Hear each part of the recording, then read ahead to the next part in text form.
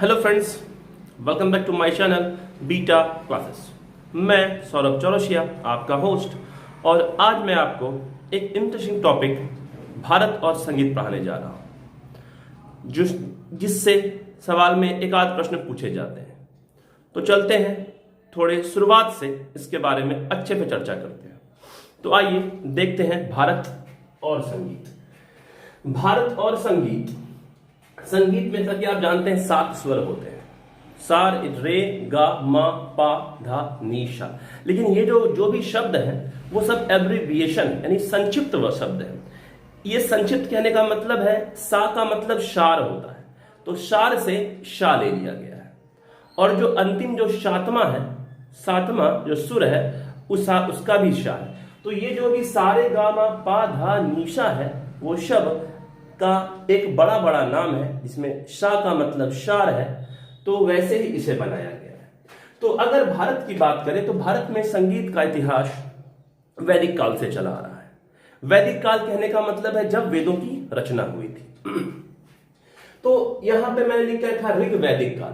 तो ऋग वैदिक काल जब ऋग्वेद की रचना हुई थी, जो कि भारत का सबसे प्राचीनतम वेद है। 4 वेद हैं, आप जानते हैं, ऋग्वेद, सामवेद, अथर्ववेद और यजुर्वेद। तो ऋग्वेद में संगीत की कुछ ऋचाएं हैं, जबकि संगीत का मुख्य वेद कौन सा है? सामवेद। तो परीक्षा में पूछा जाता है कि कौन सा वेद संगीत से संबंधित है, तो सामवेद। यह हुआ आपका पहला सवाल जो परीक्षा में आता है। दूसरा, पाणिनि की एक पुस्तक है, महर्षि पाणिनि ने एक पुस्तक जिसका नाम था अष्टाध्यायी, उसमें संगीत का सर्वप्रथम जिक्र में मिलता है। तो सवाल दूसरा कि भारत की किस प्रथम पुस्तक में संगीत का जिक्र सबसे पहले मिला है? तो पाणिनि की अष्टाध्यायी। ये सवाल। इसके अलावा संगीत को 3 भागों में बांटा गया है। क्या क्या जानते हैं? शास्त्रीय, सुगम और लोकगीत। लोकगीत से काफी सारे सवाल हमारे एग्जाम में पूछे जाते हैं। तो सबसे पहले जानते हैं शास्त्रीय संगीत। जैसा कि हम जानते हैं शास्त्रीय संगीत को 2 भागों में बांटा जाता है। पहला है हिंदुस्तानी संगीत और दूसरा लिख के रखा है मैंने, ये संगीत, ये हिंदुस्तानी पूरे हिंदुस्तान को दिखाता है, जबकि यह सिर्फ इस स्थान को, यह दक्षिण भारत का एक राज्य है जिसे कहते हैं कर्नाटक। यहां की संगीत की व्यवस्था अलग है और ये हिंदुस्तानी पूरे हिंदुस्तान को दर्शाता है। तो इसमें ध्रुपद है, ख्याल है, ठुमरी है और तराना। इसके अलावा भी और कई चीजें हैं। एग्जाम में पूछा जाता है ध्रुपद संगीत किस शैली से संबंधित है?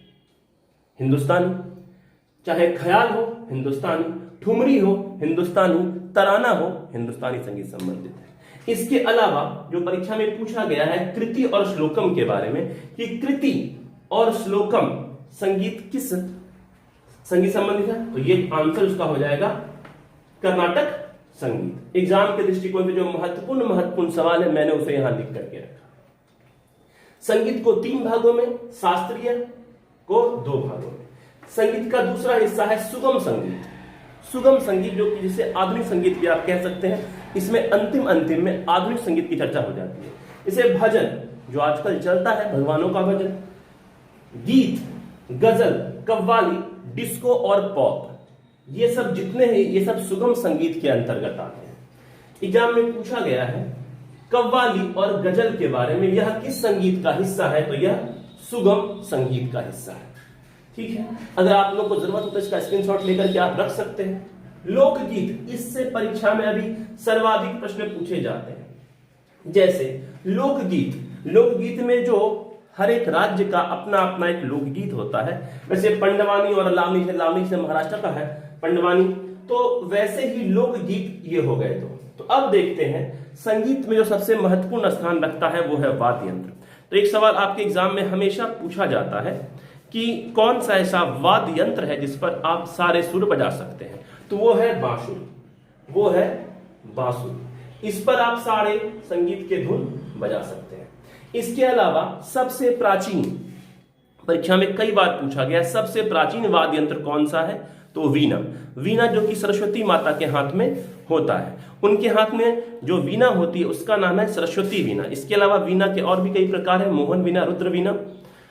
तो ये जो वीणा है, तो जो सरस्वती माता है उनको जो इसकी जो प्राप्ति हुई है, यानी संगीत के ज्ञान की प्राप्ति ये महादेव से हुई है। महादेव मतलब भगवान शिव से उनको इस संगीत का गुण मिला है। जबकि सरस्वती माता जो है वो ब्रह्मा की बीवी है, यानी ब्रह्मा की पत्नी है, और वही अभी जिसे कहते हैं वीणा वादनी या फिर विद्या की देवी, वो सब सरस्वती माता है। तो उनके हाथ में जो वीणा शोभती है उसे सरस्वती वीणा कहते हैं। इसके अलावा जो मैंने बताया जो इंपॉर्टेंट है ये ध्रुपद। ध्रुपद जो है ये शैली हिंदुस्तानी शैली है। एग्जाम में पूछा गया था कि तानसेन किस शैली से संबंधित है, तो हिंदुस्तानी शैली। तानसेन किससे? हिंदुस्तानी शैली। बैजू बावड़ा हिंदुस्तानी शैली। इसके अलावा ख्याल, ख्याल एक वर्ड है, यहां देखिए ख्याल जो कि हिंदुस्तानी शैली का है। ख्याल एक वर्ड है जो कि फारसी भाषा का शब्द है। ख्याल फारसी भाषा का शब्द है जो उत्तर भारत में संगीत का सर्वोच्चतम स्तर रखता है। यानी उत्तर भारत में अगर संगीत का सर्वोच्चतम स्तर संगीत के किसी भी क्षेत्र का है तो वो किसका है? ख्याल का। तो ख्याल के बारे में ये उत्तर भारत में सबसे ऊंचा स्तर है ख्याल। और ख्याल को अन्य नाम इसे घराना भी कहते हैं। जैसे आपने सुना होगा कि संगीत के कितने घराने हैं भारत में, तो संगीत के भारत में 4 घराने हैं। 4 घरानों में सबसे जो प्रसिद्ध घराना है वो है ग्वालियर घराना, दूसरा आगरा, एक है किराना और एक है जयपुर। ये चारों घराने हैं, ये 4 घराने हैं संगीत के। इसी ये जो भी घराने हैं ख्याल के घराने हैं, और ख्याल फारसी भाषा का शब्द है। और ये जो ख्याल का मतलब विचार होता है। तो ये जो घराने हैं ये ग्वालियर, ये सब ग्वालियर, आगरा, जयपुर, किराना, ये सब ख्याल या फिर इस सबको घराना कहते हैं। ग्वालियर घराना, आगरा, जयपुर और किराना। इसके अलावा कुछ और सवाल एग्जाम में पूछे जाते हैं कि जैसे कि सितार और तबला के जनक कौन माने जाते हैं, तो अमीर खुसरो।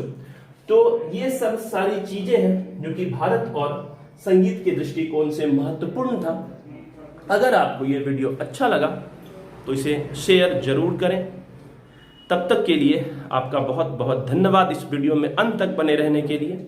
मैं आगे कोशिश करूंगा किसी एक और टॉपिक पर वीडियो लेकर के आऊं जो कि जिसमें मैं आपका समय कम लूं, पर उसके ऐसे ऐसे सवाल लेकर के आऊं जो कि आपके परीक्षा के पॉइंट ऑफ व्यू से बहुत इंपॉर्टेंट स्थान रखते हैं। तब तक के लिए धन्यवाद।